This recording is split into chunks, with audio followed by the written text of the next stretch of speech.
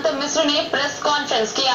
इस दौरान उन्होंने बताया कि विधानसभा चुनाव में पार्टी इस बार 3 प्रत्याशी घोषित कर रही है, जिसमें मधुबनी विधानसभा से पवन नारायण, झंझारपुर विधानसभा क्षेत्र से वैदेहीकांत शरण और बेनीपट्टी विधानसभा क्षेत्र से प्रकाश झा है।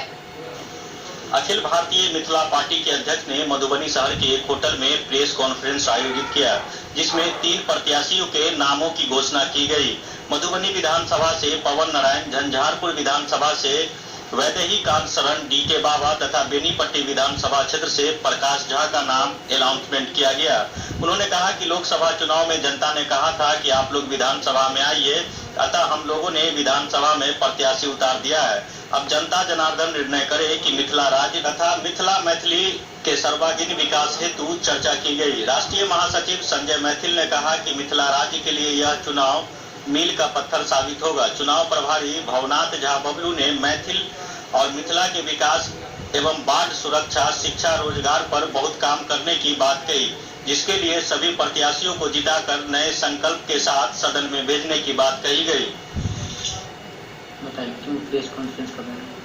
आज का press conference Akhil Bharatiya Mithila party जो विगत 2010 से लगातार विधानसभा लोकसभा चुनाव में लड़ती रही है, फिर से इस बार हम लोग इस लोकतंत्र के महापर्व में अपना प्रत्याशी मधुबनी के कई क्षेत्रों से उतार रहे हैं। तो आज का प्रेस कॉन्फ्रेंस का मुख्य उद्देश्य है कि आज हम प्रमुख रूप से 3 प्रत्याशियों का नाम मधुबनी, झंझारपुर और बेनीपट्टी से घोषित करना चाहते हैं। इसी वजह से प्रेस कॉन्फ्रेंस किया गया है।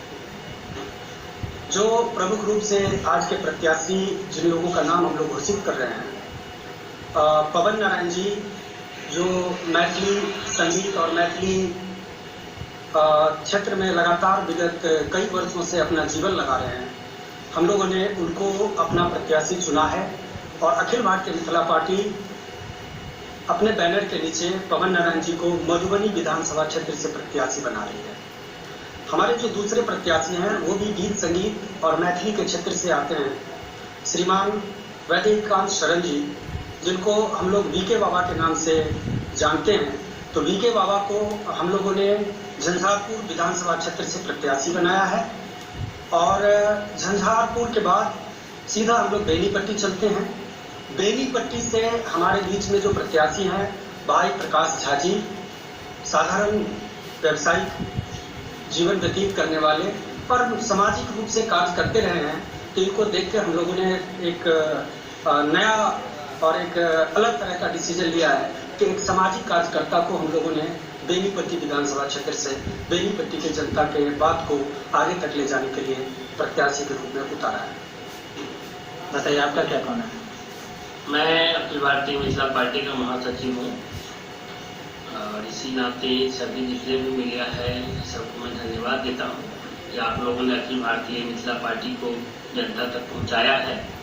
आज के प्रेस कॉन्फ्रेंस का मुख्य मुद्दा रहा है कि हम लोग मधुबनी के 3 सीट से जो हमारे उम्मीदवार हैं उनका घोषणा करना, जिसमें हमारे आनंद जी ने कहा है सब कैंडिडेट का नाम, सब उम्मीदवार का नाम, और जितने भी जनता मधुबनी विधानसभा क्षेत्र के हैं, झंझारपुर विधानसभा क्षेत्र के हैं, बेनीपट्टी विधानसभा क्षेत्र के हैं, सबसे मैं अनुरोध करना चाहता हूँ कि आप लोग अखिल भारतीय मिथिला पार्टी के कैंडिडेट को वोट दीजिए।